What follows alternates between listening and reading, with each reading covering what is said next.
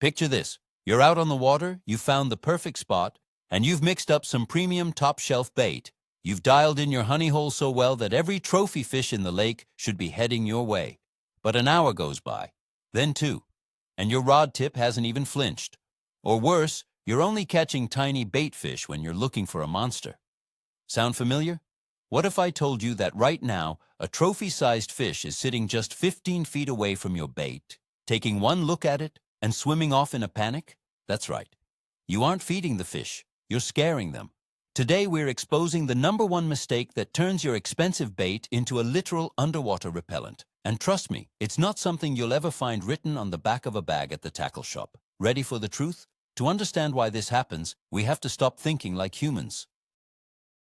Forget the logic that more food equals better results. A fish experiences the world through entirely different senses. Their sense of smell is thousands of times sharper than a dog's. Their lateral line picks up the tiniest vibrations in the water. And their vision? It doesn't work anything like ours. In the fishing world, everything comes down to pressure and caution. A big carp, walleye, or pike didn't get to that size by being reckless. They got there by being suspicious of everything. We like to think of our bait as setting the table for a feast. But if that table smells like a chemistry lab or looks like a glaring red flag, no self-respecting trophy fish is going anywhere near it. Let's break down exactly what's going wrong beneath the surface. Let's start with the most common mistake I see, something I call scent overkill. A lot of guys follow the more is better rule and dump half a bottle of attractant into their bait. To us on the bank, it smells great, strawberry, garlic, tutti frutti.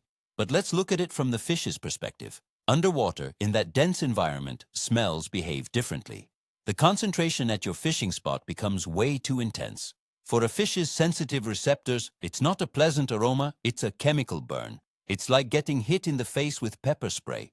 The fish swims in, takes a hit to its senses, and bolts in a panic. This is especially critical in cold water where scents don't move as fast.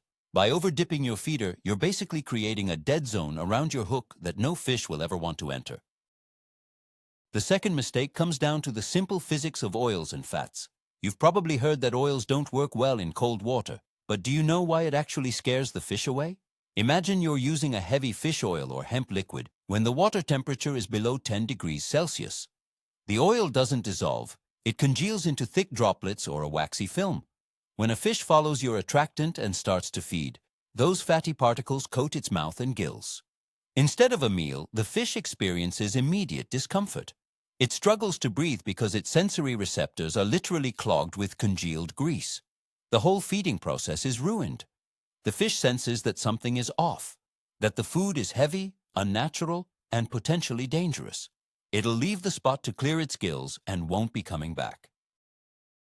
The irony is, this exact setup might have been a total game changer in the summer, but in the cold, it's acting like a plug, shutting down your swim entirely. The third thing to consider is the color of your mix. Most anglers really underestimate how much contrast matters on the lake bed. Think about the dark, silty bottom you find in most of our lakes and ponds. Now, imagine dumping a few pounds of bright yellow groundbait right on top of it. You've basically created a massive glowing target. Small panfish might find it interesting, but for a big, wary bream or a smart carp, that bright patch is a major red flag. Against a light background, they stick out like a sore thumb to every predator in the area. A pike or a walleye is just waiting for a fish to make that mistake. For a trophy-sized fish, the survival instinct is always stronger than hunger. To them, that light spot is like a spotlight in a dark room. They'd much rather stay on the outskirts, in the shadows, where their natural camouflage actually works. You can sit over that neon sign for hours, and while the fish might be circling the area, they're never going to actually settle on the spot. The fourth issue is particle size. You know the old saying, go big or go home? Well, here, it works in reverse. If your mix is nothing but dust, fine breadcrumbs, and ground biscuits, all you're doing is creating a massive cloud in the water. That cloud is like a magnet for small nuisance fish. They swarm the area, constantly picking at your bait and never letting it sit still. Large fish hate that kind of chaos. But more importantly, there's simply nothing for them to eat. A big bream has to be smart about its energy. If all it sees is a cloud of dust, it knows the effort of filtering it out isn't worth the payoff. It'll just swim right past in search of something substantial, like mussels, larvae, or large grains. Fine, dusty ground bait is great for keeping a high pace, but it's the number one thing that keeps those trophy fish away. Number 5. Sour bait. This is a classic mistake on multi-day fishing trips. You prep your corn, peas, or mash, leave the bucket out in the sun, and by the next afternoon, it starts to turn.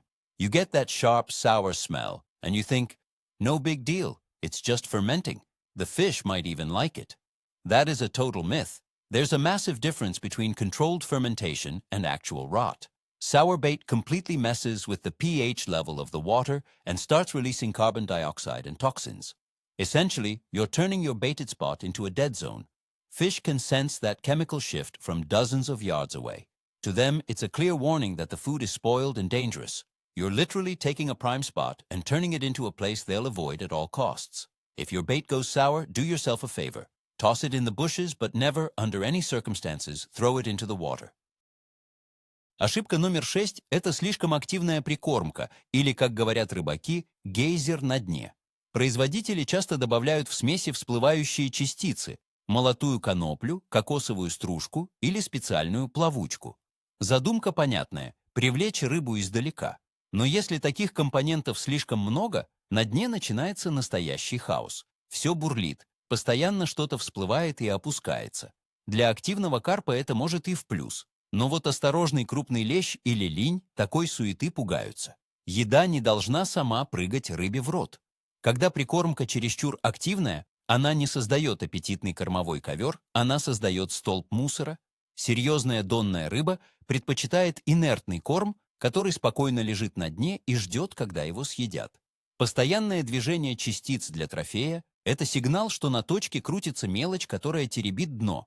А значит, искать там солидную порцию еды нет смысла. Помните, тишина и покой на дне – залог успеха при ловле крупника. Mistake number 7 is improper hydration. Underhydrated ground bait is the ultimate rookie curse. To you, the mix might feel damp and easy to pack into a ball, but the second it hits the water, it just explodes. It either breaks apart mid-depth or shatters the moment it touches the bottom. This scatters your feed over a massive area.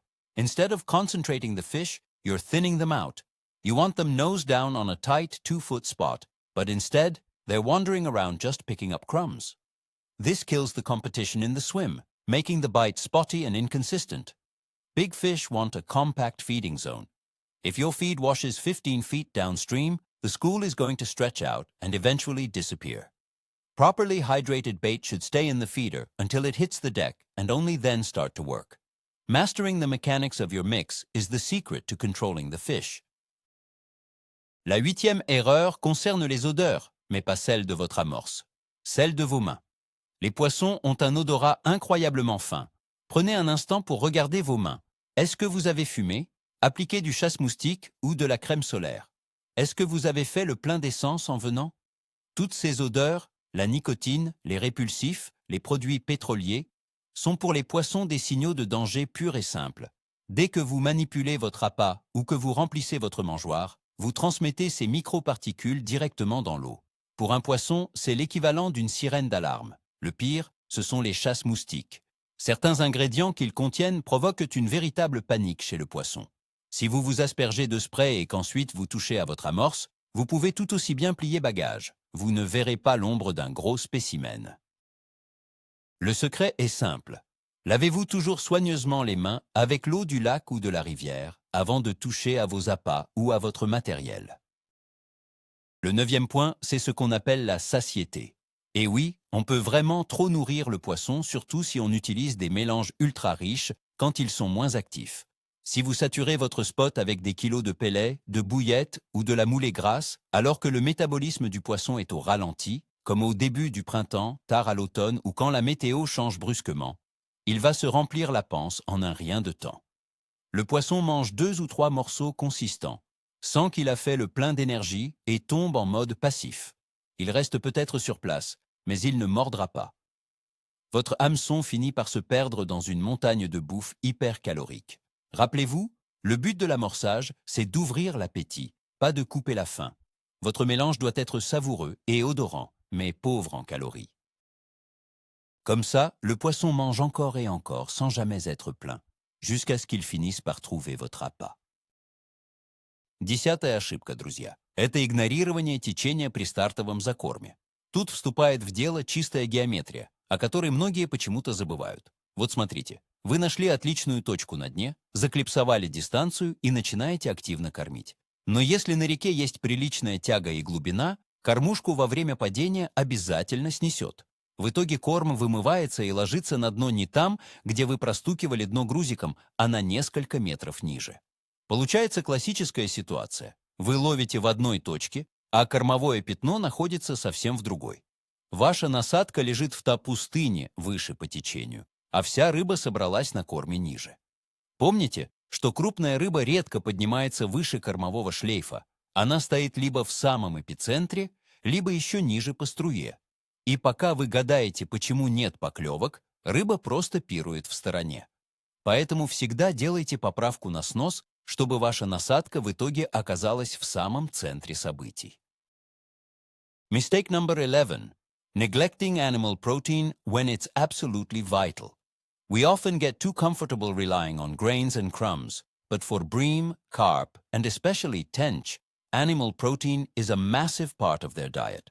I'm talking about bloodworms, maggots, and chopped worms. If you're fishing a spot that's already rich in natural food, and all you're offering is sweet, cereal-based bait, the fish might not even recognize it as a meal. It's like being used to a steak dinner and then being offered a dry cracker. Sure, it smells nice, but it's not going to fill you up. Adding the juice, chopped worms or maggots, to your mix sends out a massive high-protein signal that drives big fish wild.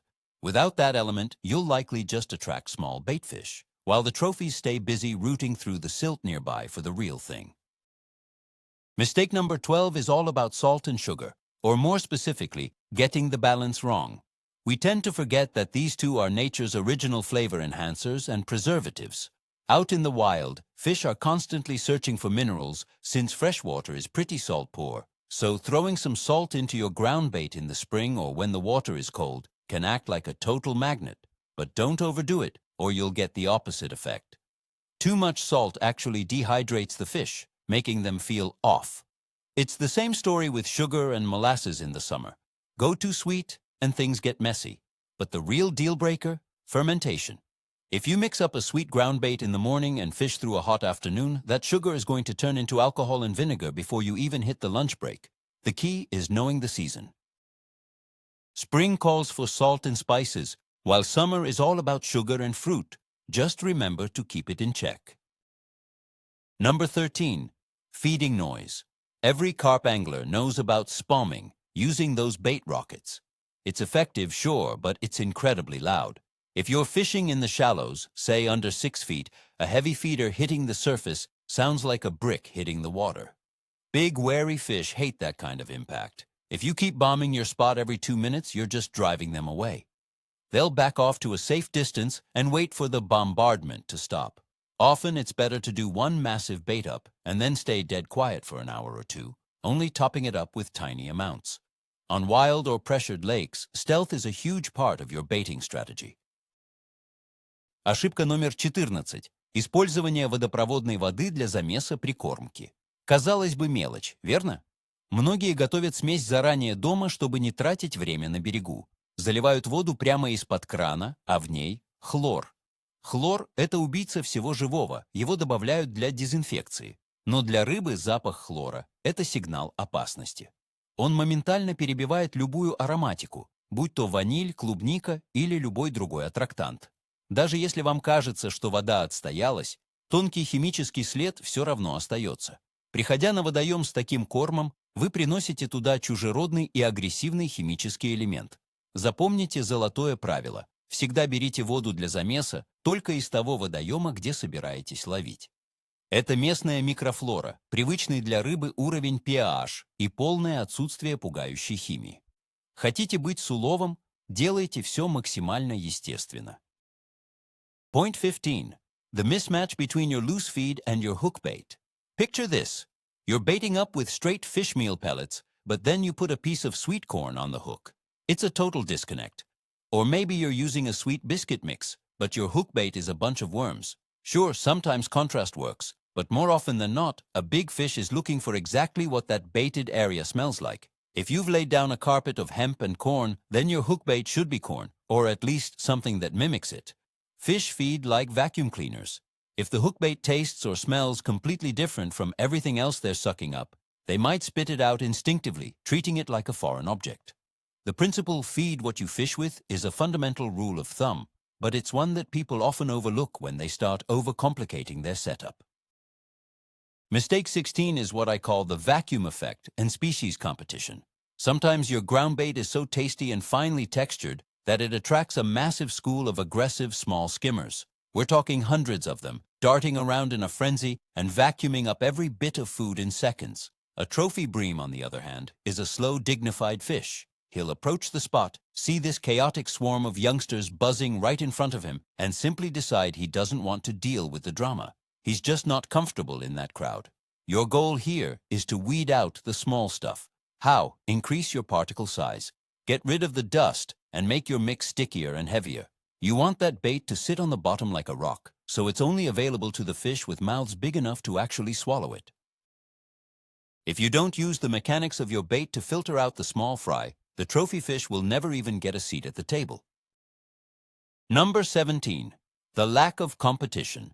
This is the flip side of the coin. If you put out too much bait and spread it thin over a large area, the fish don't feel any pressure to compete. They'll just cruise around, picking up a morsel here and a pellet there. They aren't in a hurry, they're full, they're relaxed, and the bite is going to be sluggish. The ideal scenario is having just enough bait on the bottom to create a feeding frenzy. You want plenty of fish but limited food. That's when the grab it before someone else does instinct kicks in. In that state, fish lose their caution and hammer your bait. The real art of baiting is finding that sweet spot, drawing them in with a strong scent, but keeping the actual food scarce enough to keep them aggressive. Mistake number 18. Following seasonal color myths. The old rule says, go dark in the spring and light in the summer. Now, honestly, that's a massive oversimplification. Everything depends on water clarity. In the summer, you get algae blooms that turn the water into a murky green soup. Near the bottom, visibility is basically zero. In these conditions, color stops being a visual trigger altogether. What really matters then are scent and vibrations. By contrast, in the fall, the water clears up, and even dark bait can be seen at significant depths. The real mistake is blindly following textbook rules instead of looking at the actual conditions on the water that day. For example, a red ground bait can sometimes outperform black in the spring, simply because it mimics a cluster of bloodworms. Don't get stuck on dogmas. Experiment and let the fish tell you what's working. Point 19. Overlooking the thermocline.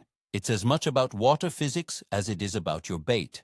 During the summer, lakes often layer up. You get warm, oxygen-rich water on top, but the deep bottom stays cold and lacks oxygen. If you're baiting up a deep hole where the thermocline has locked out the oxygen, the fish simply won't go down for it, no matter how high quality your bait is.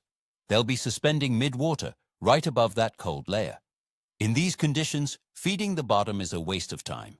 Worse, it's actually harmful, as the bait will just sit there and rot without enough oxygen to help it break down.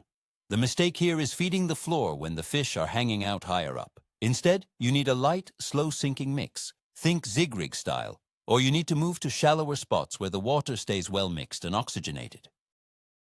Ну и финальная, 20-я ошибка – это вера в волшебную таблетку. Многие думают, куплю сейчас самый дорогой пакет от топового бренда, и рыба сама в садок запрыгнет. Это попытка переложить ответственность на производителя. Но поймите, прикормка – это всего лишь инструмент, как молоток.